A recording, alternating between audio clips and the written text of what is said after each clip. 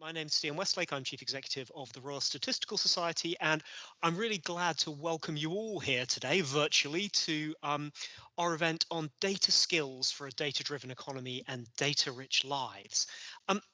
The aim of this event is to feed into the work that the government is doing on the national data strategy. And specifically, they are looking at this question of what should government policy be with relation to how we can use data fruitfully in our lives and in the wider economy. And specifically today, we're focusing on this question of data skills. For those of you who are national data strategy aficionados, this relates to section 5 of the National Data Strategy, which is entitled Data Skills for a Data-Driven Economy and Data-Rich Lives. And we're delighted to be putting this event together in partnership with the Open Data Institute, the Ada Lovelace Institute, and the Institute for Government, all of whom obviously have been working closely with the government on this work. The plan for today is we've got a few expert speakers who are going to give some perspectives on this question of data skills, particularly in the context of some of the work that the Royal Statistical Society and other organisations has been doing here. We're then going to have a bit of time for discussion and some time for question and answers, and we're going to try and have everything wrapped up so that you can go off to whatever you need to do next at 3 o'clock. So what I'd like to do first of all is just I will give a quick introduction to our speakers, and then I will hand over to Sharon Witherspoon as our first speaker. But we've got 5 terrific guest speakers today. Sharon is the first. Sharon is the RSS's Vice President for Educational and Statistical Literacy, has been working very closely on this agenda for a long time, and who'll give some perspectives on that. Our second speaker is Professor Emma McCoy, Professor of Statistics at Imperial College London. She's a member of the Royal Statistical Society's Council and of our Academic Affairs Advisory Group, but has also been deeply involved in the Royal Society's work, or their Advisory Council on Mathematics Education. We're then going to hear from Ben Goldacre, who you will know from his writings or from his work as director of the DataLab at Oxford University, who's got some really important perspectives on some of these questions as they relate to the NHS and the healthcare workforce. We're then going to hear from Jim Weatherall, who's a member of the RSS Council and leads on data science and AI at AstraZeneca, to give a business perspective. And then finally, we're going to hear from my colleague Ricky McGowan, who's head of professional affairs at Royal Statistical Society and has been doing some really interesting work on building a framework for professional skills for data analysts, which will all be relevant there. So what I'm going to do is I'm going to turn over to each of our 5 speakers to talk for about 5 minutes, and I will kind of wave if we're breaching our time excessively. But first of all, let me hand over to Sharon Witherspoon, or VP from the RSS. Thank you. Thank you very much, Stian, and I will try to be brief but make the main general points. First of all, I think we all the fact that considering a proper national data strategy, and I've been asked to speak about the implications for schools and school level education. And I think it's important to say at the outset that at an abstract level, the strategy makes many of the right points about data skills in schools. But getting the right diagnosis and the right solutions in concrete terms to tackle the issues effectively is absolutely essential. And I think I'd start by just saying we must remember schools are an important issue. Much of the NDS is written as if it mainly takes on it post 18 vocational or higher education and universities. But without a proper pipeline of people, of students, and of skills, we won't achieve the aims that we need to achieve. And these are long-standing issues with the UK's school level education and challenges in meeting the need for number and data skills both. One of the main points that's going to come through what I say is we need data skills as those that are data skills specifically and per se, and those that involve both broadening but also deepening data skills, in particular substantive areas. And that doesn't just relate to the data meaning or interpretation points that the National Data Strategy mentions, but it also means thinking about how we get a broader range of people with more diverse skills, and some of them very advanced data skills, but understanding different substantive contexts. Quick declaration, I was at the Nuffield Foundation for many years, where I led the development of QSTEP and helped with the initial work of the World Geographic Society on number and data skills, statistics skills, and data skills, which are both mentioned in the Royal Society's excellent report on data skills. But I've also had a long history of wider engagement with education specialist research. And I think one of the biggest challenges we face is to get away from thinking that there is a single silver bullet or a single pathway if we're going to effectively address the considerable needs for data science skills. If we're going to be serious, we need to be equally serious about the scale of the work, and we need to recognize it's not a zero-sum game. So, some concrete observations. For the purposes of this talk, I'm going to leave aside core maths, despite the fact that when it was launched, there was a universal aspiration that all students post-16 would take it or something like it if they didn't do A-level maths. That's never come close to being achieved. It's still a minority of schools, and it's unlikely to be, I think, a significant pathway for data skills. Uh, A-level maths has increased its data and statistics content, largely in the form of a module on large-scale data um, analysis and interpretation. But I think there's still questions about whether that's enough. And I think what many people think is because we've got a module, we've solved the problems with A-level maths, but there are undoubted difficulties in getting inspiring content in curriculum, with lots of work on data on height and weight, which I find hard to believe, and I think the evidence shows aren't particularly stimulating for students, and even more difficulty in getting maths teachers to feel comfortable in assessing statistical and data-driven analysis where issues of interpretations come to the fore. I'll return to the issue of teaching supply. I'd note statistics A-level still exists, but it's much more of a minority pursuit. The end of AS Maths as a freestanding qualification choked off a very promising and growing pathway for many students to acquire at least some basic statistics and data skills, including in both STEM sciences, biology, for example, and social sciences. And the sad fact is that after a decade of rapid growth and uptake of the AS level, it was removed as a freestanding qualification that carried weight with university entry or whatever, predicted decline has happened. It also doesn't increase the pathway to those who might want to be enticed into taking the full AS Maths. So bringing back AS Maths and incentivizing its use is almost certainly a proper way to start driving up the skills that you need to be thinking about data skills. The National Data Strategy recognizes the value of integrating data skills across a range of subjects, but as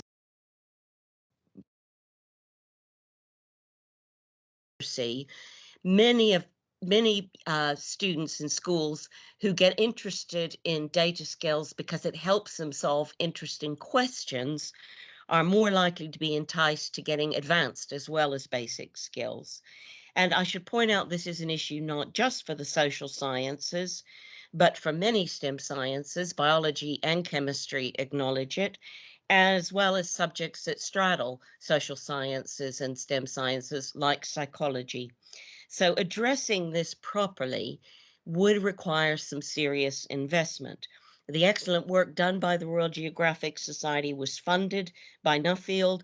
It involved supporting much more demanding curriculum and also upskilling teachers.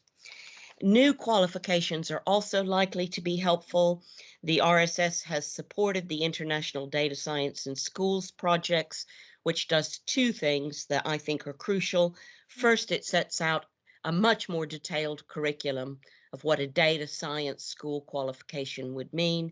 And secondly, it provides much more detailed thinking about how to upskill teachers, and again raises the questions of resource. So I want to conclude by saying it does lead all of this back to the issue too of teaching capacity. In some ways, we have a vicious cycle. Curriculum improvements get driven or impeded by teaching skills. And number and data skills are in such short supply that we don't have enough of them at secondary school level. So to some extent, changes in curriculum, more pathways, more thoughtful pathways are a necessary condition, but not a sufficient one to improve matters. We're not in a field of dreams where if you build it, they will come. We do need teaching capacity and enthusiasm, and that's going to require some very hard thinking and I think some very dedicated resourcing if we really want to up our game in improving the pipeline. Sharon, thank you so much for those perspectives. I think that's given us a really good view of particularly the school aspect. I'd like to hand over now to Professor Emma McCoy to perhaps talk something perhaps talk something about the Royal Society's work in this area and some of the questions relating to data skills at the university level. Emma, over to you. Yes, thank you. So I'd like to start by saying, obviously, I think all of us welcome the introduction of the national data strategy, and I think that it does address quite a lot of the issues that we're facing. I have a couple of slides, if I can try and share them, that just outline some of the Royal Society work from the Dynamics of Data Science Skills report. So, I mean, a lot of the work from the Dynamics of Data Science Skills overlaps with the data strategy. About a couple of back delivery of those skills. But I also want to highlight a couple of the other features as well. I think what's been very important is that definition of what we mean by data skills and data science. And I think that the work that's being done by the RSS in conjunction with many other learned societies in terms of developing data science as a profession is very important, and it's good to see that picked up. I think it's also nice to see some of the work around widening access, which I think was also highlighted as being very important as part of the Royal Society work. What's going to be really critical to be able to maintain our data science kind of skills is enabling movement and sharing of talent. I think that we have to be able to, if we want to deliver education at university in this field, I think that we're going to have to start to recognizing really some quite diverse research outputs and build a much more coherent approach to policy. So obviously there's, in terms of the NDS, there's discussion of the Office for Talent. So some of this has been addressed, but I think it could probably go further in terms of this particular beyond, of course, all of the widening access to data and so on. So I want to come on to spend a bit more time about what's happening in university. Sharon's already mentioned Q-STEP. I think one thing that's been highlighted is that those computational statistics and machine learning skills really, and data science skills, in fact, are really critical in non-STEM degrees. So I think that that's a large piece of work that depends on the pipeline that Sharon was talking about in terms of the foundational work. It's very nice to see that we have some OFS funded conversion courses. And I think that they have specific scholarships, again, on the EDI diversity front, because I think it's really critical that we recognize these data skills need to be embedded across all of our curricula if they're going to be fit for the future, not just within our STEM degrees and our computational degrees. Also reiterating some of Sharon's points about the fact that there is no silver bullet. I think that we are losing staff, certainly from Imperial, because they, as a data scientist, obtaining work across a broad range of sectors is now, we're very an attractive commodity. So retaining those staff to be our undergraduates and our postgraduates, I think, is something that we need to be focusing on as well. So I think for me, it was very positive to see some of the work that had been done as part of the Dynamics of Data Science Skills report being picked up as part of the National Data Strategy. And I'm sure that we'll hear much more about advancing professional skills later on. And hopefully from Ben, we'll hear some more about the issues associated with statistical and data science skills, not necessarily being be within our maths training. So if you're thinking about putting those interpretation aspects into our training, that requires a much broader context. And I still think there's a lack of understanding of things like causal inference and so on amongst the general population, as well as within our own teaching, both at school and at university. So I think that I will, hang on a second, I'm going to stop sharing there. And come back to, if I can, hang on a second. If I can get out of this, I'll stop sharing here.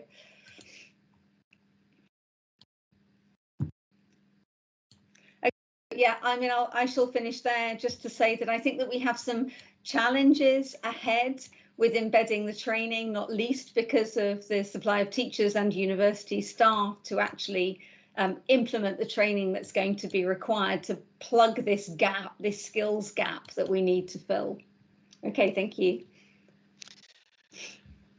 Thank you so much, Emma. That was incredibly illuminating in terms of providing a broader university perspective. Can I hand over now to Ben Goldacre, who's been doing some really interesting work on this in one particular context, looking at the issue of data skills. Ben, over to you. Hey, hi, thanks for having me. And I think it's great that RSS is doing this. I'm going to talk about a piece of work that we did specifically looking at practical coalface data analytics in healthcare. And that's really a kind of lost tribe at the moment. Policymakers in academia have focused almost exclusively on pure academic research using health data, so work on the etiology of disease, for example. But the field of practical coalface analytics has been largely neglected. And by that, I mean things like people doing variation in care analyses to identify opportunities for improving quality, safety and cost effectiveness of care, or modelling around waiting lists, optimum locations for new services, evaluations of whether new interventions or reorganisations have achieved their clinical and logistic objectives, monitoring volume of activity and cost to make sure we're getting value out of clinical contracts, and all of that kind of stuff. Now, that would fall under the rubric of operational research in government. And these kinds of analyses are really important. We need to make sure that we use data to improve care, identify problems quickly, get good cost-effective services, and they require a lot of the same skills and methods and tools as traditional epi and stats research. But there's a practical analytic, very little formal training, and has been largely sidelined, including in the National Data Strategy. Analyses, in addition to this, are typically done behind closed doors. We've had recent scandals around data being dropped from the test data sets because Excel was being used rather than reproducible analytic pipelines and script-based methods. And these closed working methods block error checking and reuse. And then lastly, problems at the sort of senior level where clinicians and commissioners often lack the skills and support needed to make good requests of their analysts, which is also very important. So we set out to try and identify the technical, cultural and regulatory barriers to better use of data analysis to improve healthcare, to identify potential solutions, and then to frame those as positive action statements. Let me do just a little bit more detail on the workforce capacity building and also how that relates to open working methods. So the NHS currently has about 10,000 people who identify as data analysts.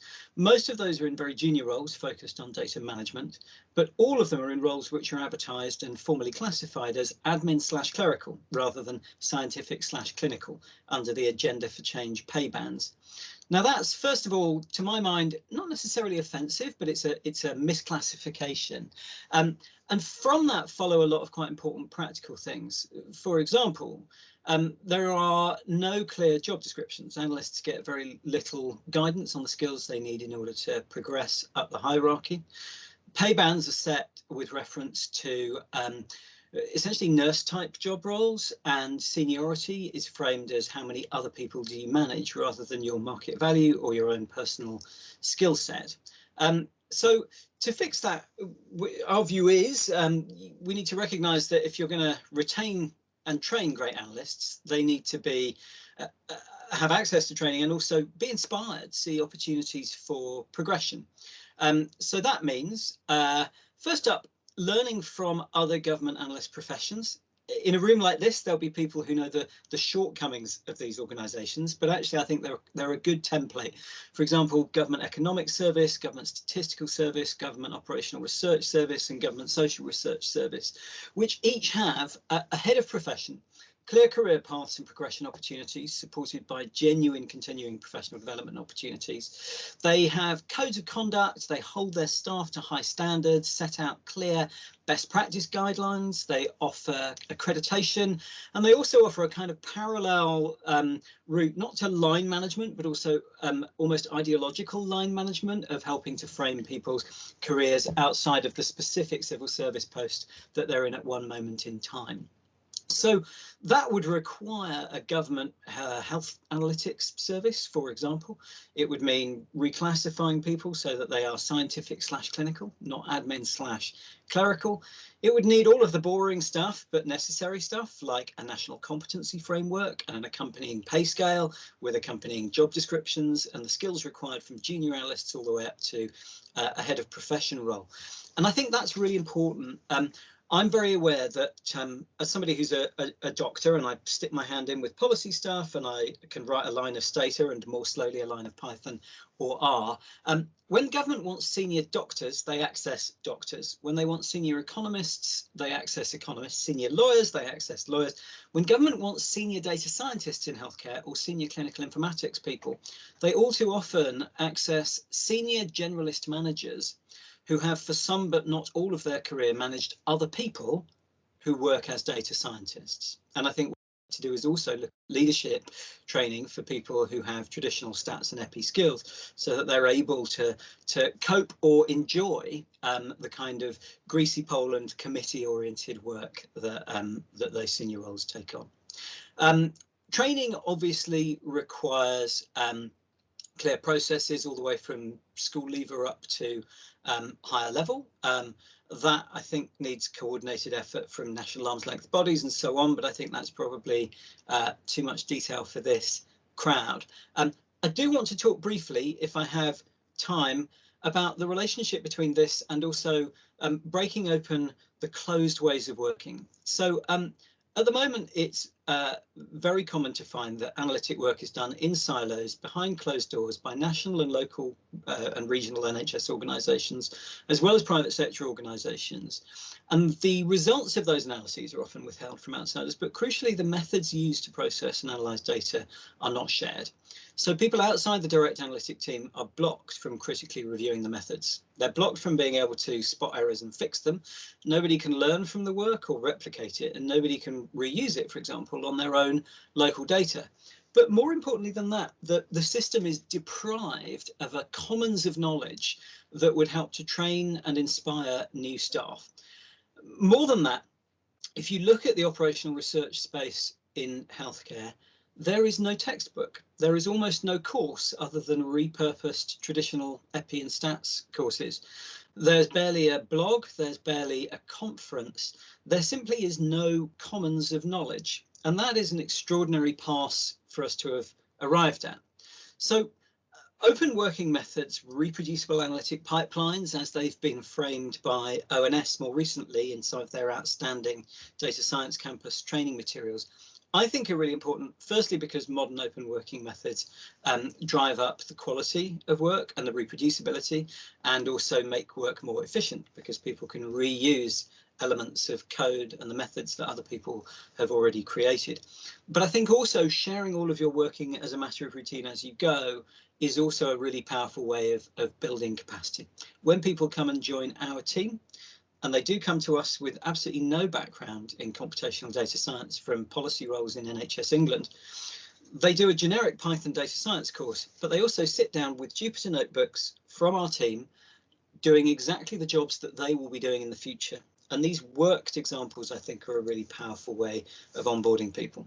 So with apologies if that was all too narrow and specific, that's our paper, and I'll post a link to it in the chat. And if that's not accessible, do please ping me an email and I'll send it on. Ben, thank you very much. It was great to get an example of how this pans out in an important part of the economy and of our world. I'm now going to move on to Jim Weatherall, who I think is coming to us by the magic of video. Good afternoon. I'm Jim Weatherall, the Vice President of Data Science and Artificial Intelligence here in AstraZeneca. Really sorry I'm unable to be with you this afternoon for what is a really important discussion, but pleased that I got the opportunity to pitch in some thoughts through a pre-recorded message here. So many thanks for that. I think how I'd like to start is to say that digital technologies, data science, artificial intelligence are all increasingly critically important areas for the future of growth and success in industry. I'm speaking from the point of view of the life sciences, but I'm also sure that this applies to many other industry sectors. For instance, working through my role at the Royal Statistical Society, liaising often with leaders from other business sectors, it's clearly apparent that we have a lot in common. In the example of AstraZeneca, we're using and need to increasingly use in the future these kind of technologies and techniques and skills to be able to increase the probability of success when we develop medicines, and also accelerate the development of those medicines and make sure they get more rapidly to the patients that need them. And in order to do all this, new skills and expanded skills are required to meet this ever-increasing demand. At the same time, there's incredibly fierce competition for these scarce skills, both within sectors and across sectors. So thinking about this, it's a kind of across-the-board need that I see. So very much welcome this broader conversation aligned with the UK National Data Strategy. And I think we can start to break it down by thinking about maybe existing professionals in industry and those coming in. So when we talk about existing, I'm thinking about people who already work in industry sectors and are either looking to move or they're looking to move into a data profession. So they're looking to either what we would call upskill, maybe they need to acquire additional skills to become a data scientist or a data professional. They might need to reskill, maybe they're working in a sort of adjacent scientific discipline, for instance, or maybe they want to deep skill, so they're already a data scientist and they want to acquire additional skills and competencies to roll with the times and be able to have more impact and evolve their career.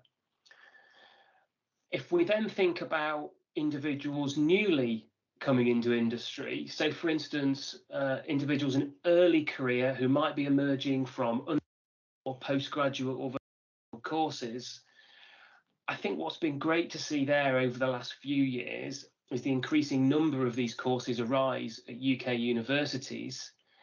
I think the real opportunity is to now get these courses and these qualifications to a point where there's a really solid and clear alignment between the skills and experiences that these offerings provide individuals with and what the expectations are from industry.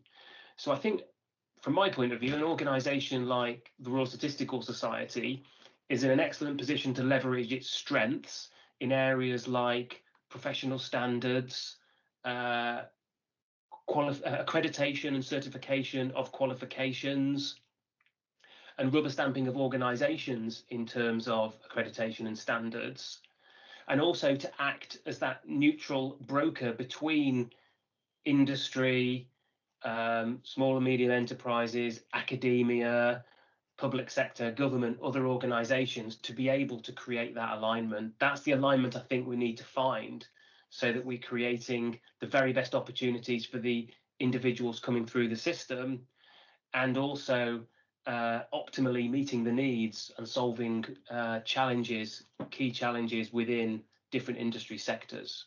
So I think there's a really key opportunity for us there if we can get it right. The last thing maybe I wanted to say is that this is also about collaboration. So I think it's really critical that where we have those kind of interactions, where we find that sweet spot between, let's say, industry and academia, where we have key industry challenges which match key themes of academic research, that the UK is encouraging those kind of collaborations so that we can utilise the impact of those skills across the boundaries between the sectors. This is something we're doing in AstraZeneca, for instance, with small and large technology companies where they have niche skills that we can benefit from. We have interesting problems for them to work on, and also with academic organisations such as the University of Cambridge. I think it also would be incredibly beneficial if we can kind of create as many mechanisms as possible for people to work across those boundaries. So collaboration agreements are one thing, but also for individuals to be able to split their time, do job shares, do sabbaticals, be able to have joint appointments where they can effectively work across the boundaries and really drive this two-way translation between industrial challenges and the academic research that stands a chance at the cutting edge to solve those critical challenges.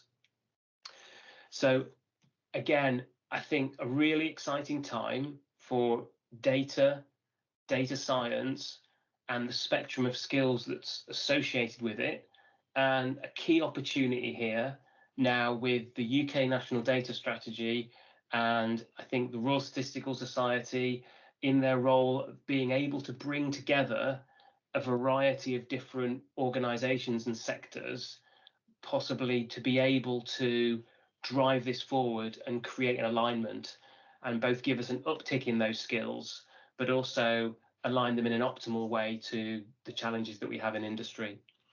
So that's the perspective from my point of view. I hope it's useful for the ongoing discussions this afternoon. Be very interested to hear how it all goes. Deepest apologies again, I can't be with you, but I'll leave you with those few thoughts. Thank you very much. Thank you to Jim remotely. And last of all, I'd like to hand over to Ricky McGowan, Head of Professional Affairs from the Royal Statistical Society, to talk a bit about a specific initiative that the RSS has been putting in place to try and tackle some of these issues. Over to you, Ricky. The main thing that we're doing, the first thing is actually we've changed our professional pathway. So previously we've had two professional categories of membership, be it the graduate statistician level and the chartered statistician level. And then what we've done is now is we've introduced a third level, so a sort of entry level of professional membership, and we've titled that data analyst. For reasons that some of which have been touched on already, we're seeing a lot of people in the market that have been recognised as or titled as data analysts, but don't actually work with data in a way that we would recognise as such as being a title. So people who probably just put numbers in Excel, for example, and then we've seen some people with the correct title of data analyst, and they actually do a lot of technical work with data. So we're wanting a way of recognising these skills, and especially those, again, as something that I think Emma mentioned, where we're seeing good statistical training and data training in a range of subjects, not just the traditional STEM subjects within degrees. And we want a way of accrediting those skills so that people can gain their recognition and go into this industry. So what we did was we developed the data analyst title and the competency framework that follows with this. So we have a set scheme now that means someone can move through our professional categories, with clear indication of what they need to gain level and also what they need to do to move on. So it helps them define their skill set, show their knowledge, and actually train as they continue their working life. So as you can see on the slide here, a data analyst, they have good knowledge and training in entry-level statistics in one or more of the following areas. So we're saying that they're not the complete package, but they've had good statistical training in one or some of these areas on the right-hand side. Why is this important? Well, because a lot of the people working in data do only have basic training in this level, and that might be fine for the job that they're doing. But a way of recognizing it is actually saying that the RSS have looked at the training program, we've looked at the skills involved needed, and we're actually sure that this person can do this job to a level that is required, and to give assurance to the employer. It's something that the RSS have not done before. We've not really had a competency framework between our levels of grad stat and chartered statistician, but now with this in place, someone can come into the role of a data analyst and actually see, okay, I've got training in frequentist and Bayesian methods for conducting data analysis. And if I want to become a graduate statistician, I can clearly see the other area of training. And that also helps them develop their relationship with their employer, because it shows they're looking for that. It also shows that they're taking their development into their own hands, especially if they do it through a membership body such as that. And so really pleased to have this offering out there and hopefully to go live within a couple of months' time. In terms of what you need to actually be a data analyst, we've moved into accrediting our courses via a module on module basis. So therefore, if a module teaches just frequentist and Bayesian methods, that module could be accredited, and wherever that module sits in a degree, so it could be in a stats degree, it could be in a finance degree, a psychological degree, all these different disciplines that we see in stats and data taught. If that same module is being taught, if it's accredited by us, and that individual could be entitled to claim the data analyst title and recognition of their training. In addition, they do need 1 year's work experience. See them using those, as well as CPD. So we want to see that they continue their development in one way or another, like being a member of the body, going to events, and experience at work. To help with this and to recognise this modular approach of recognition as people go through their careers, we've also developed a competency-based route for our graduate statistician route, which has been a long time coming, as we have a competency route for our chartered level. But the graduate level, we need to recognise that more and more people are doing more diversified degrees, so therefore they're not getting the whole training that you would get in a statistics-based degree. And the same, but as more and more data science degrees come out, whilst they will have a lot of stats and data content, they may be quite computer specific or engineering specific, and therefore they might have gap analysis to still move towards the graduate level.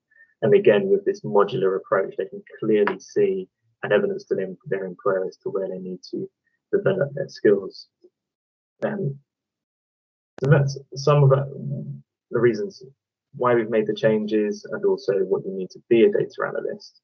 And some of the things this helps improve is that it just then becomes more than just membership with someone like the RSS. It enables us to link our training offering, our continued professional development offering, and our events offering. So if you take part in any of those, our training will be geared towards helping you through this profession, if you like, helping you see where you can gain particular skills at data analyst level, where you can fill in those skills to tick the boxes, if you like, as you work to become a graduate statistician, and also towards a chartered statistician.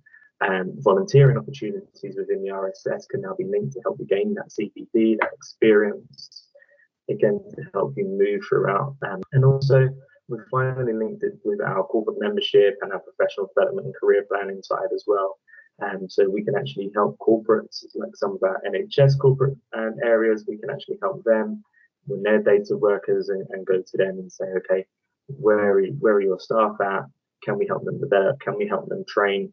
Can we help partner with you in your yearly review system to see if we can help you set goals for your staff and get them moving up a professional level, which adds to professional development and their career planning. So There is a reason why we wanted to do this. We wanted to bring it all together, as well as trying to regulate the market in terms of where we see a data analyst at.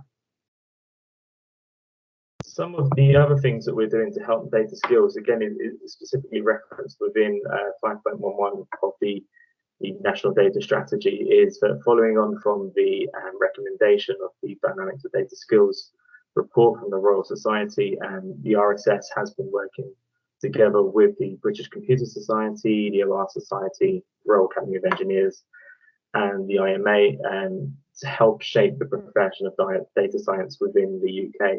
And it's work that's moved progressively fast, and we're taking a lot of stock of where we've got to already, but we're actually very keen to push this forward and to help set the profession.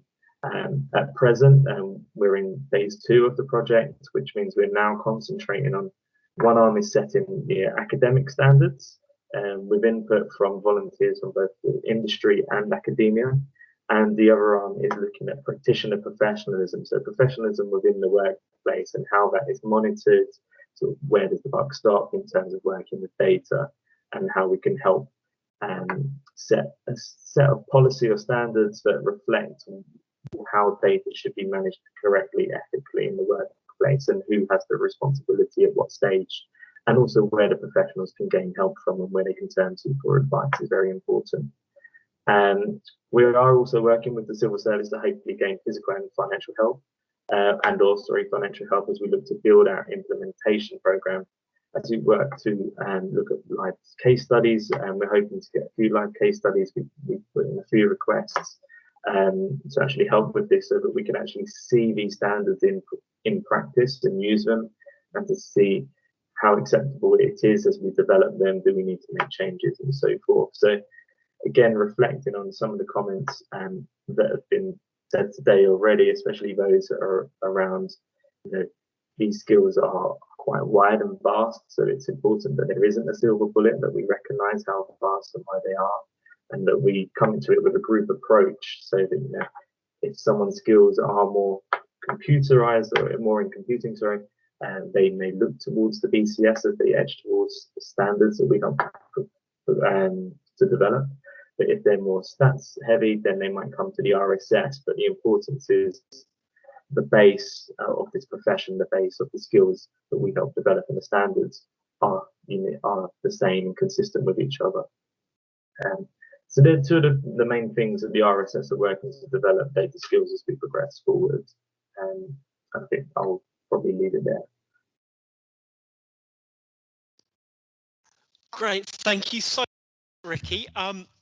So we've had a set of really interesting perspectives on this. We've heard from Sharon about how this works at a school level, from Emma on the university aspects of this. Ben and Jim respectively have given us some perspectives on skills in the workforce in both public and private sectors, and Ricky has talked about a kind of certification framework to try and provide some background to this. In the interest of time, since we overran slightly on the initial presentations, I want to go over to questions from our audience or points that anyone wants to raise. And could I ask anyone who wants to say anything just to use the raise hand feature on Teams? That will make it easier for me to see you, and then I'll hand over to you if you can say who you are and where you're from. That would be great. Any comments, questions, further points for exploration that anyone wants to input?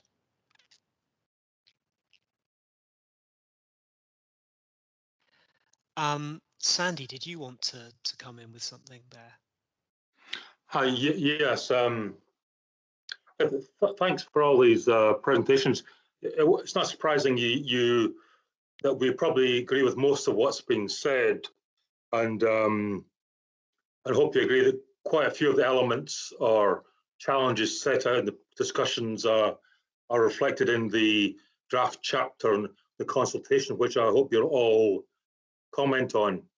One of the key things we found quite a while ago is trying to get all the Royal Societies, companies and others working together.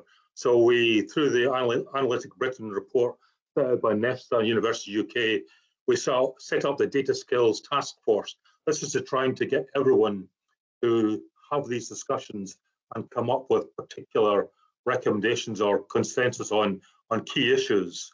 And so the big challenge generally is, I think there is general consensus of what are the key issues, or most of the key issues.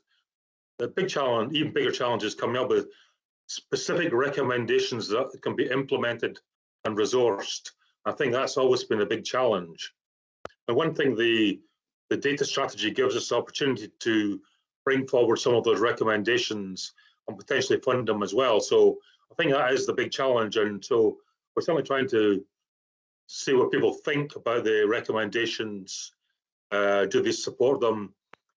And we recognise all issues about schools and foundational skills for undergraduates, and effectively foundational data skills for everyone. That we generally, as does Nesta, as does most people, agree with all that. So I think we're all on the same page, but it is all about, well, okay, let's see the colour of your recommendations. Let's see what we can actually propose and actually implement. I think that's the biggest challenge. So, and we have been discussing this with people like the Turing Institute, the Royal Society, Royal Statistical Society, the Nuffield Institute, pretty much all the Royal Societies, and many, many more. So we have got had discussions for quite a while. I'd just like to mention some bits of work we're doing at the moment. We are about to publish going to quantify the UK data skills gap. You won't be surprised to know it's a very big gap, and this is quite recent research that we'll be publishing hopefully later this month. That'll inform some further policy discussions, and of course the digital strategy, which may well be coming out next month. And so there will be further things coming through that strategy that links with the national data strategy.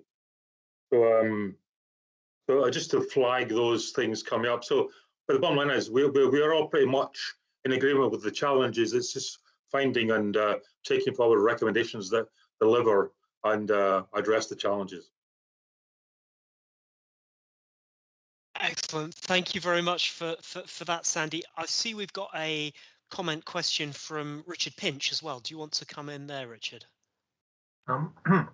Yes, hello. Thank you very much. I hope you can hear me. My name's Richard Pinch. I'm Vice President of the IMA with responsibility for professional affairs and one of the participants in the group that's trying to draw up the data science standards. I guess my question for the panel is whether they see data skills, data science, data analytics, whatever you want to call it. Is this something that is a sort of a subject in its own right that would be studied as one traditionally studies physics, chemistry, philosophy, politics, whatever? Or is it something that is or needs to be embedded into everything, everywhere? And if the latter, especially, how on earth are we going to do that? Are we going to rewrite every syllabus in the world to incorporate data skills? Can I come back to the panel? I see, Sharon, you've got your hand up, and if anyone else wants to reply as well. Sharon, over to you. Richard, I understand the dauntingness, but I think my answer is both. I think partly because we need to appeal to different students and different skills, and partly because genuinely as a society, we need both a broader range of skills and more people who can then use those in specific academic disciplines or applied settings. And so it seems to me this is not insurmountable. There's a lot of research showing that if you can, for relatively modest amounts of money, work to develop the data science or the data skills within various curricula, and there's some easy wins: biology, chemistry, politics, and so on. You can actually expose quite a large number of students to those. It does require building some teaching support because the teaching workforce is an issue, and as well as introducing some new curricula. And I think that will be important too if government does move to increase the further education sector. But all of this has to start by recognizing there will have to be some serious upskilling. The curriculum is the easy part. It's the teaching skills and capacity that's the hard issue. Emma, do you want to come in there? Yeah, I couldn't agree more with Sharon. I think that we definitely need to embed across all subjects, and I think that that's really critical. I do think that we have to. There are always going to be methodological advances as well. So I do think that it's worthy of study in its own right. But data science really is kind of nothing without the context. So it's kind of inspiring that through the curricula. I think our big issue is that particularly at the kind of primary level and early education settings, finding those teachers with the requisite skills is where we face a massive challenge, I think. But I agree that it's a fairly daunting task, but I think that it's one that's really critical that we try and make progress with. Ricky, do you want to come in on that? Well, yeah, I think just to add to what both Emma and Sharon said, I think we need to encourage universities as well to work interdepartmentally as well, and to actually encourage the statistical computing data department to actually have a bigger say in the development of these teachings and modules, rather than like we've relied on in the past, their psychologist degree or the lecturer running the psychologist degree developing the stats elements of that degree, but actually go into the data department, working with them and having them help teach those skills and run those courses. And then, yeah, you get the quick wins that I think Sharon mentioned as well. And I think it's important that, like Jim mentioned in these videos, that, you know, we use our weights as institutes and bodies as part of our accrediting service to actually say, we need you to be doing this, and to actually force the issue as well. Can I just come back very quickly Emma? to say, yeah, I completely agree, Ricky, but I think kind of inspired a little bit by Ben's comments on open, I think that really we should be open everything. So I think that we have, there's been some amazing resources being developed, especially during kind of lockdown. And I think that it's about making that accessible so that we can do that upskilling, you know, without the kind of inherent costs. So I think that I'd certainly be supportive of more sharing of good practice, more sharing of talent. That makes a lot of sense. I'm conscious we're coming to the end of time, and I want to make sure that we finish punctually. Were there any other comments from anyone on the panel in response to any of the questions that have been raised? Ricky, I see you've got your hand up. I'm not sure, is that a hand up or is that a Teams artifact? Oh, that's fine. In that case, it just remains me to say thank you to all of you for coming. I encourage you, as Claire and Sandy have said, to, if you want to comment directly, to comment on the National Data Strategy. If you're interested in this question of how we can take this forward and build more frameworks, more structures to encourage data skills, please get in touch with us at the RSS if you're not already. This is something of absolutely central importance to us. And finally, I'd just like to thank our speakers, Ricky, Jim virtually, Ben, Emma, and Sharon, for providing such an expert and holistic perspective on the question of data. We will be recording, we will be writing this up and making sure that this is all available to DCMS in the future, and we'll obviously all be making this a part of our future work on skills. Thank you all so much for joining us, and enjoy the rest of your Wednesday. Goodbye.